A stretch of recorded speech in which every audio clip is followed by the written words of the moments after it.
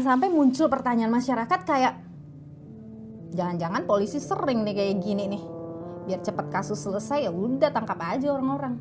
Saya bukan pembunuh Vina, saya rela mati. Bagi polisi itu adalah bentuk Peggy menutupi identitasnya gitu. Maka menurut hakim, penetapan tersangka atas pemohon haruslah dinyatakan tidak sah dan dinyatakan batal demi hukum. Tangan keluarga, alhamdulillah pada akhirnya saya bisa ketemu lagi.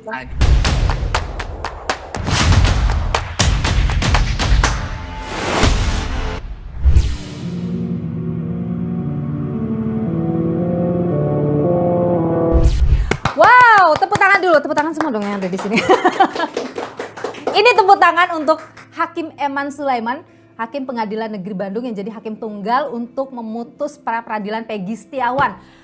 Wow, saya jujur aja ya, saya nggak nyangka. Saya nonton itu sambil deg-degan dan mikir kayak, emang hakimnya berani ya? Ini kan menyangkut nama baik polisi ya kan?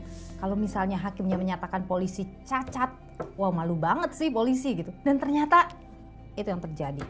Jadi mulai sekarang kita nggak boleh takut lagi untuk mengajukan pra peradilan semacam ini atau melawan kalau misalnya ada hal-hal seperti ini terjadi. Gila ya, Peggy Setiawan ini luar biasa sekali. Saya mau ngasih Peggy Setiawan ini simbol perlawanan. Gimana? Setelah sekian lama mengikuti kasus ini, kemarin adalah kemenangan rakyat Indonesia ya buat saya ya. Kemenangan bagi mereka yang tertindas, mereka yang merasakan ketidakadilan gitu. Dan apa yang dilakukan oleh polisi bagi saya dalam penyidikan kasus Vina ini nih harusnya jadi catatan merah.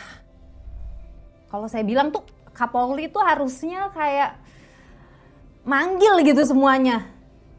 Dan semua harus benar-benar ditelusuri. Lo kenapa salah, Bo? Ini tuh kan sesuatu yang kayaknya sesuatu yang lo kerjain setiap saat. Jangan sampai muncul pertanyaan masyarakat kayak, jangan-jangan polisi sering nih kayak gini nih. Biar cepat kasus selesai ya udah tangkap aja orang-orang. Siapa yang tahu, ya kan? Jadi kemarin itu kalau kita baca hasil putusan dari Hakim Tunggal Eman Sulaiman itu kan menyebutkan bahwa memang ada cacat prosedur dalam penetapan tersangka Peggy Setiawan, yaitu tidak dilakukan pemeriksaan awal terhadap Peggy Setiawan gitu.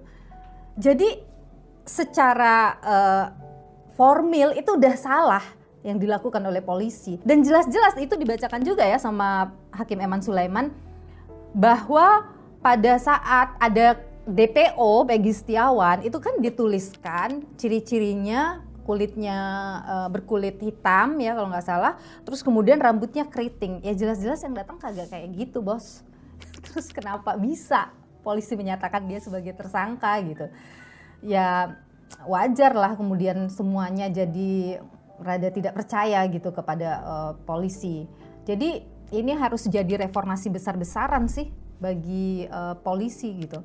Dan kemudian kalau kita lihat lagi ya, ini kan disebutkan sama Hakim Eman Sulaiman, termohon ini harus melepaskan, udah dilepasin kemarin, terus kemudian juga dikembalikan kedudukan dan harkat serta martabatnya seperti sedia kala. Itu tugas polisi. Ini yang terungkap. Gimana? Mungkin ada juga kasus-kasus lain yang seperti ini gitu, yang kemudian ada orang yang tidak bersalah yang harus ditetapkan sebagai tersangka, tapi karena sepi dari pemberitaan, terus mereka tetap akhirnya menanggung hal yang tidak mereka lakukan. Sedih banget negara ini kalau seperti itu ya kan, apalagi kalau banyak ada kasus-kasus seperti ini.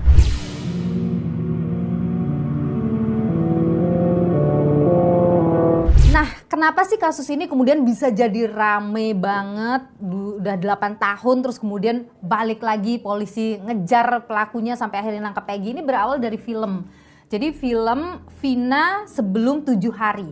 Film ini tuh nge-recall memori orang-orang gitu. Wah, kasus ini kan belum ketangkep nih, ada pelakunya, pelaku utamanya bahkan. Jadi otak pembunuhan itu kan belum ketangkep. Akhirnya ramai, emang netizen tuh luar biasa ya, netizen Indonesia ya. Jadi ramai banget di media sosial, orang memperbincangkan ini terus mendesak polisi untuk mengejar siapa pelakunya atau mengungkap gitu. Jadi kinerja polisi waktu itu disorot banget gitu. Kayak mana nih polisi nih, masa udah 8 tahun kagak jadi-jadi juga nih, pelakunya kagak ditangkap juga gitu kan. Nah akhirnya dari kasus itu polisi kemudian menangkaplah Peggy Setiawan 21 Mei 2024. Nah, waktu itu polisi bilang kalau penangkapan Peggy ini itu terkait dengan kasus Vina, dan Polda waktu itu bilang bahwa Peggy ini bekerja sebagai buruh bangunan waktu dia tuh ditangkap gitu. Nah, waktu konferensi pers itu di Polda Jawa Barat ya, itu ada hal yang membuat publik tuh langsung kayak wow, mempertanyakan gitu kan, gara-gara Peggy itu pas konfes langsung teriak bilang, saya bukan pembunuh Vina, saya rela mati. Tahu saya tidak pernah melakukan pembunuhan itu fitnah, saya rela mati, tidak. Nah kemarin tuh waktu setelah dia bebas dia bilang kalau saat dia dengar konferensi pers dia dinyatakan menyuruh, melakukan, kemudian juga memperkosa dan membunuh, itu dia merasa itu tuh bukan saya nih yang ngelakuin gitu. Dia mikirin orang tuanya, dia mengingat orang tuanya, dia merasa kayak orang tua saya itu tidak berhak untuk menanggung beban seperti ini. Itu yang mendorong dia untuk berani bicara, saya tidak pernah melakukan pembunuhan itu, ini fitnah, saya rela mati. Waktu itu tuh dia langsung ditarik kan ya sama polisi. Nah itu juga yang menghebohkan tuh, yang bikin juga orang langsung kayak kenapa lu mesti nahan Peggy, kenapa mesti narik mundur, kayak semacam dibungkam lah Peggy. Akhirnya terus bergulir, rame sekali, terus sampai muncul kesaksian ya kan, ada kesaksian Aep yang kemudian tuh lagi pada dicari-cari tuh sama netizen, Aep tuh ada di mana. Aep yang bilang kalau dia ngelihat jaraknya sangat dekat, dia melihat proses pembunuhan itu kemudian sekarang lagi dicari benar mana tuh Aib ya gitu.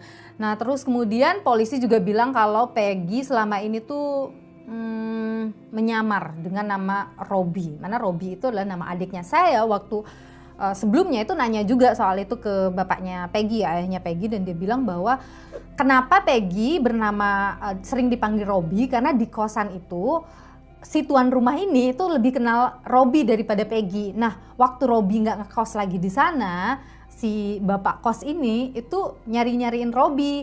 Tapi karena dia udah pelupa gitu, jadi dia suka manggil si Peggy ini Robi, dan ya udah dibiarin aja si bapaknya ini manggil Peggy ini Robi kayak gitu. Karena Robi ini suka membantu si tuan rumahnya itu untuk ngechat atau membantu bikin apa kayak gitulah ya. Nah, bagi polisi itu adalah bentuk Peggy menutupi identitasnya gitu ya. Kemudian faktanya kan dalam persidangan tidak dinyatakan seperti itu ya. Jadi ya ada yang salah juga di sini gitu. Nah, terus yang bikin juga masyarakat jadi kayak ini apa-apaan sih polisi, tiba-tiba dari 3 DPO dihapus cuma 1 DPO. Jadi yang 2 tuh hilang gitu saja. Ya emang bisa kayak gitu. Kok tiba-tiba amar putusan nih dinyatakan 3 DPO terus diubah jadi 2 DPO. Alasannya ada yang salah menyampaikan informasi atau ada saksi yang menyatakan ada kekeliruan gitu. Ini kan amar putusan ya bos ya. Tahu? Gak ngerti kenapa. Nah itu juga jadi rame juga gitu lah ya. Jadi orang kayak ada yang nggak bener nih, ada yang salah nih dari polisi gitu. Tapi kemudian saya wawancara Kompolnas, waktu itu Kompolnas bilang mereka meminta polisi tetap menyelidiki si 2 DPO ini gitu, tetap mencari 2 DPO itu. Dan kemudian polisi akhirnya bilang kalau ada yang punya informasi soal 2 DPO ini silakan disampaikan ke polisi. Tapi setelah itu tidak pernah tuh Peggy dipanggil sama polisi, atau ada datang surat pemanggilan lah ke rumahnya Peggy. Polisi ini serampangan banget sih menangani kasus ini karena di daerah. Jadi kemudian ya udah, yang penting jadi atau gimana? Itu jadi pertanyaan dari masyarakat kan. Kalau Peggy Setiawan dinyatakan bukan sebagai pelaku atau tidak sah penetapannya sebagai tersangka, lah itu artinya ada tersangka lain dong. Ada pelaku lain dong. Ya kalau ada pelaku lain ditangkap dong.